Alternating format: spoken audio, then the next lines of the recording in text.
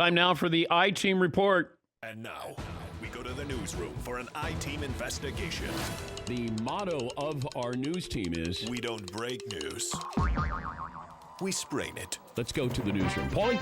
Dan, if you recall, about, I'd say 4.5, 5 weeks ago, Tom Brady announced, and his people announced, and the Buccaneers announced, that he was going to play for the Tampa Bay Buccaneers. Within moments of that announcement, I made a pithy joke on both Twitter and to you guys that Tampa Bay is going to catch on and go away quickly. Posted that on Twitter and sent it to you guys. And Seton called the guys at the T-shirt department and said, hey, let's make up some fun shirts and make fun of this. And I think we did a Tampa Bay shirt and a, what was the other one, Seton? The other one was sort of a takeoff of the Tampa logo, but it has Tom Brady or a cartoon version There of a you face. go. Yes. It A could cartoon be. version of a face. It could be, Tom. And then Correct. Tampa Brady was Yes. another one. The Tampa Bay shirts caught on and they flew off the shelves. Of We are course they down, honestly, to 2 shirts left. I think we printed 1,000. Are we going to reprint Well, some more? Because don't we have until the end of the month? that's a good question. Okay. Yesterday, we received an email from the law firm of Tom Brady's law firm, whose name I won't give up to protect themselves. They sent a note, and amongst the lines in there, it says, this firm represents quarterback and 6-time Super Bowl champion Tom Brady in intellectual property matters. It has come to our attention that you are selling T-shirts in violation of Mr. Brady's intellectual property rights.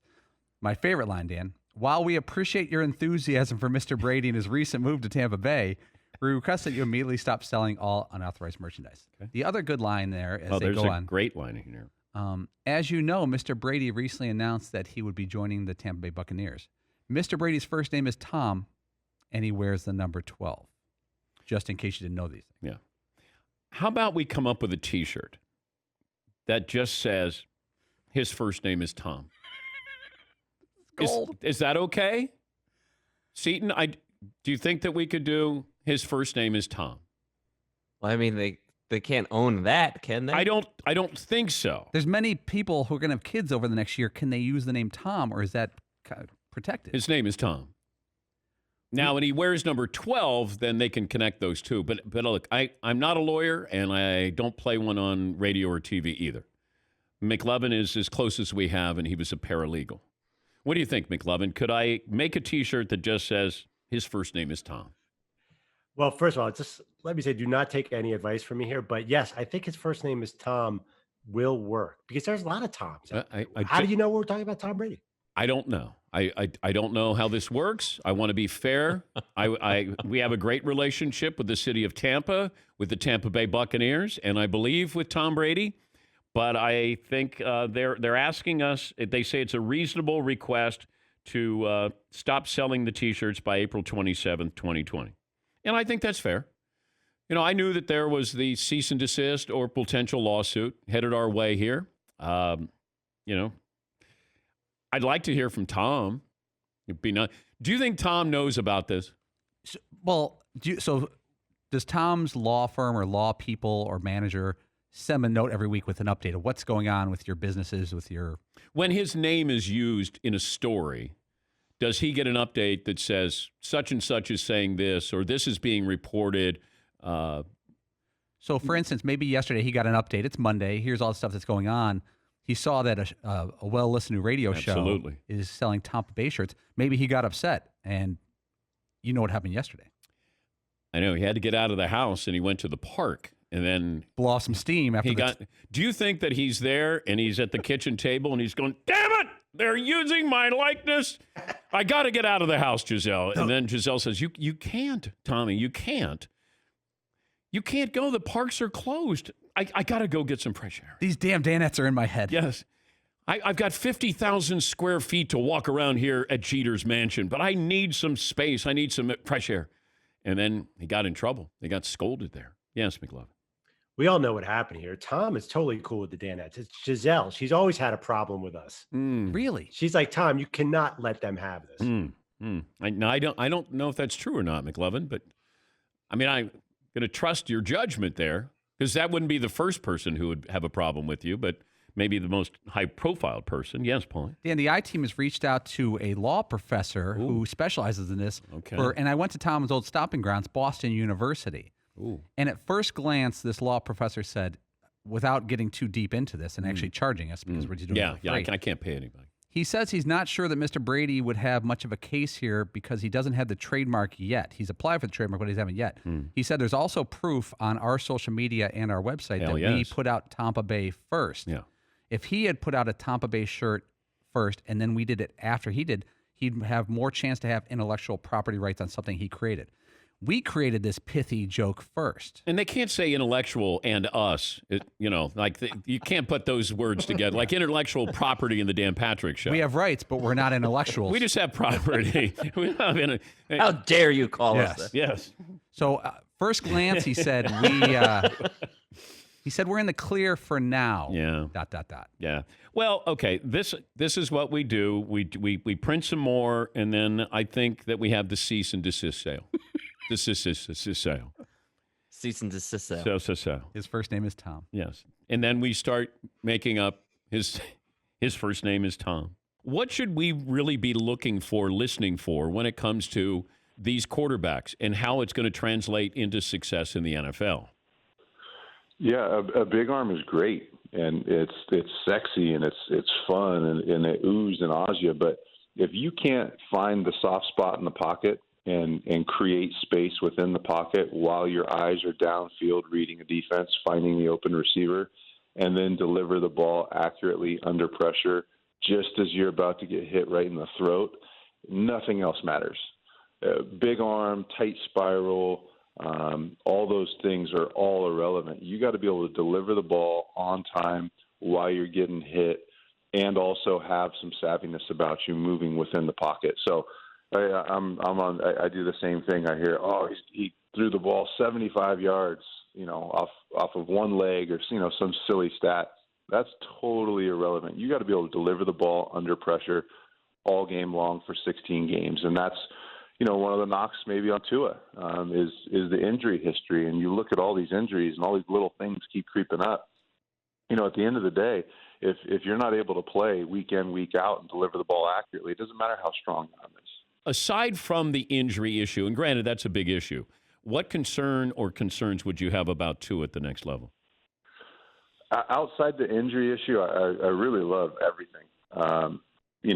That injury issue it's so easy to sweep that thing under the rug. Well, he's got a big injury issue, but X, Y, and Z. No, it all starts with there. If you're having a difficult time staying healthy in college, it really worries me that you're going to be able to stay healthy for 30% more games, 40% more games, and bigger, more physical guys hitting you and potentially injuring you.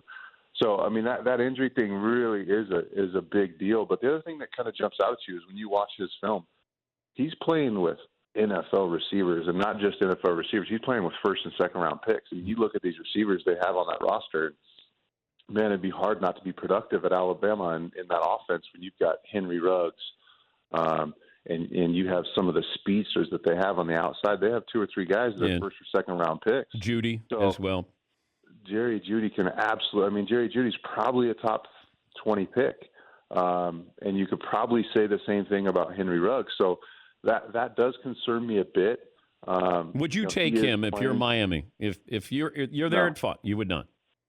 No, the injury thing worries me. Okay, I love his game. I love his leadership. There's so many things that you fall in love with him, but at the end of the day, one of the best abilities in the league is durability. And if you're not durable in college, it's just you very rarely see guys that aren't durable guys in college. Then they get to the NFL and all of a sudden they're healthy every week.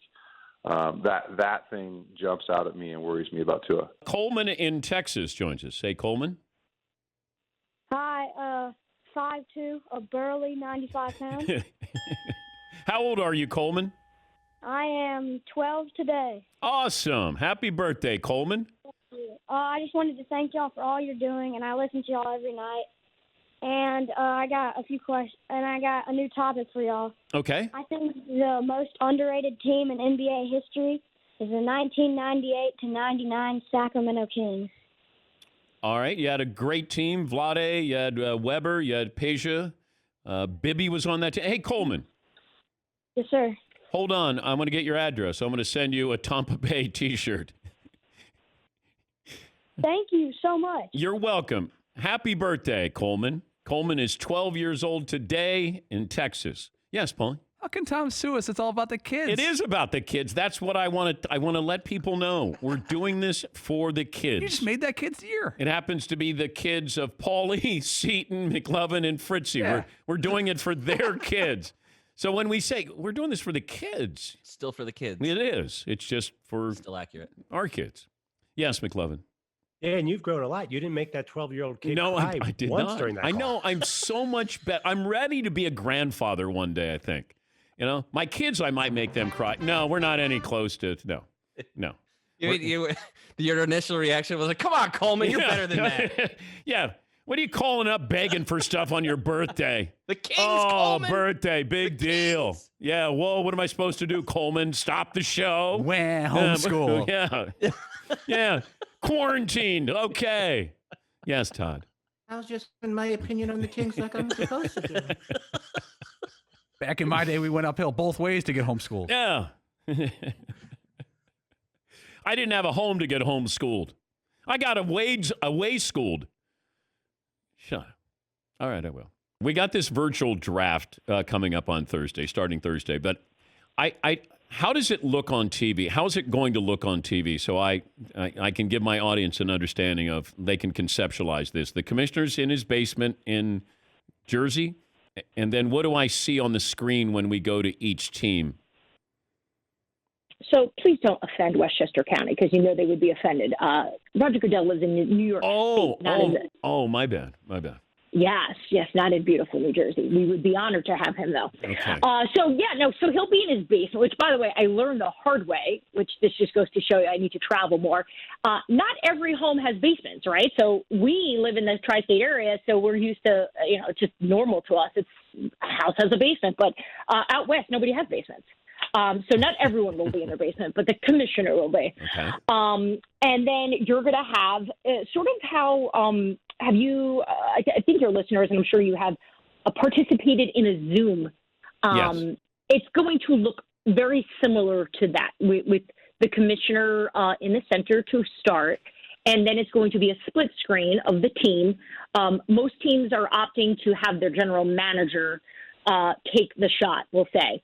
The only reason why I know that is I've asked a couple of head coaches, what they'll be wearing, or if they bought a selfie light, to look extra handsome, I guess. And most say, well, I'm not really planning on being on camera that much, because the GMs are going to take the TV time, so to speak. So the way it was described to me, it's going to be that split shot, and then the player they pick, the director running the show here is going to have control over all the players who have an iPhone with them and are connected live into our system. And so they'll be able to pull them up. So let's just use Cincinnati as an example, since he's on the clock. There's Joe Burrow with less than 10 people. I also found that out today, that if any of these prospects have more than 10 people in that shot, they will not take them live. So I'm sure there's going to be a lot of people having their family members just, squatting underneath the camera.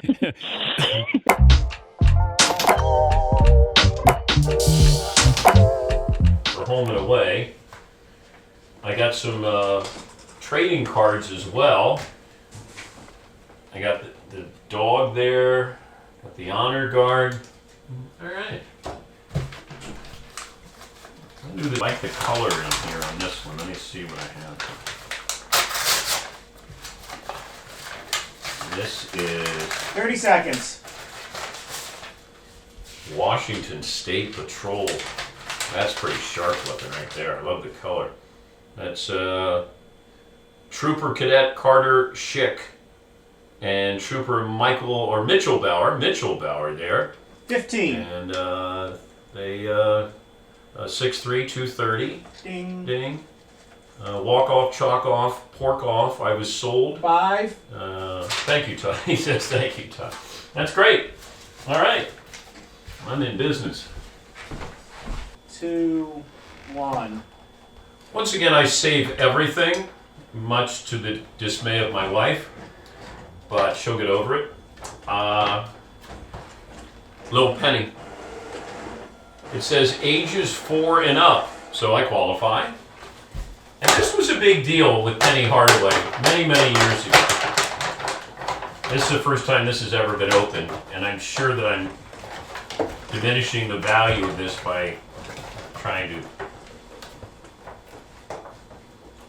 Probably should have had some help with this. Maybe it's not far enough. Okay, yeah, you got it. All right, I got it. So that's Lil Penny Hardaway, and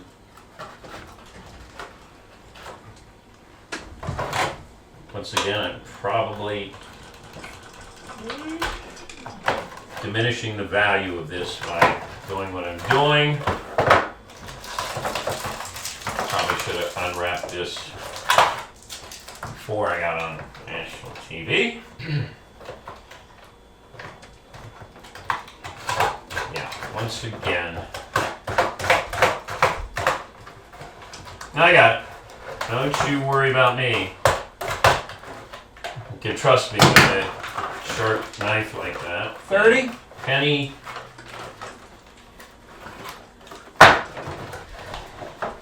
Don't. It'll be a big payoff here. It'll be a really big payoff here. Probably shouldn't be using the knife in this location, if you know what I mean.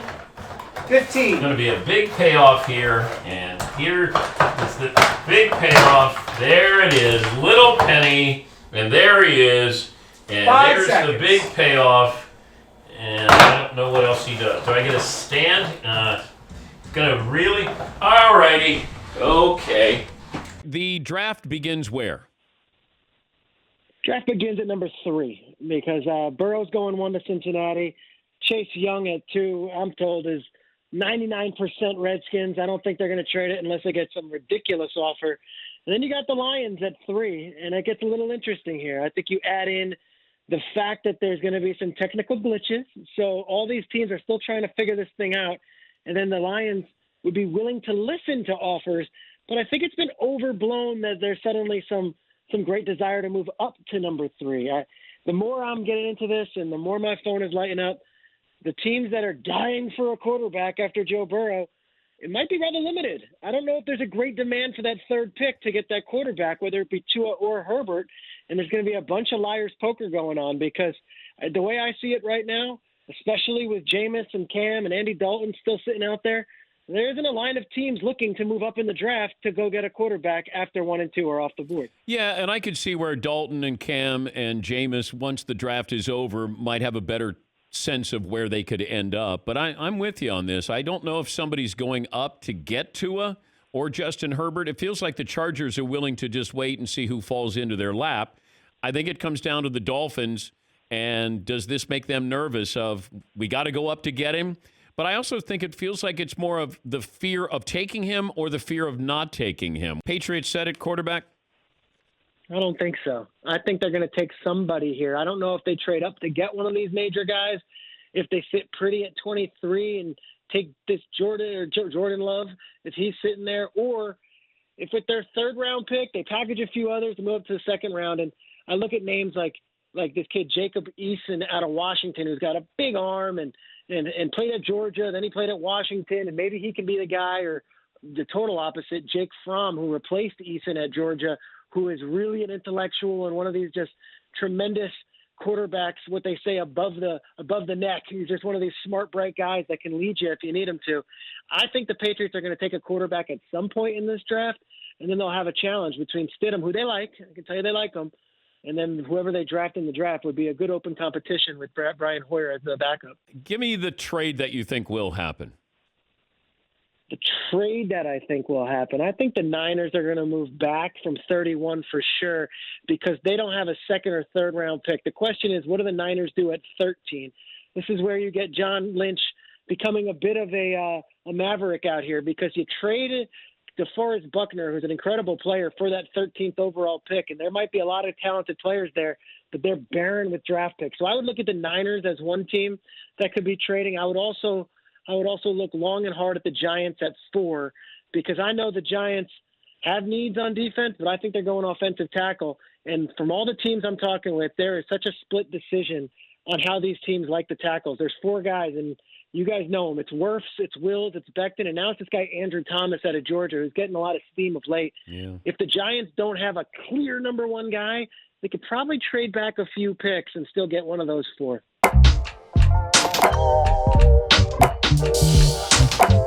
What did you learn today, Todd? That's what I learned. Although Tom Brady's lawyers appreciate our enthusiasm, they still sent a polite letter to stop selling our Tampa Bay and Tampa McLovin. You said we had to move up to Tua to get Tua. Yes. Seton O'Connor. Enthusiasm rules. Yeah. Paulie? Latham and Watkins of Virginia, we're UMBC. What we learned brought to you by LegalZoom. They make it easy to set up the right estate plan. Well, you don't have to leave your home. Take care of your family today. The right estate plan at LegalZoom.com. Thanks for the fun today. We'll try to do it tomorrow.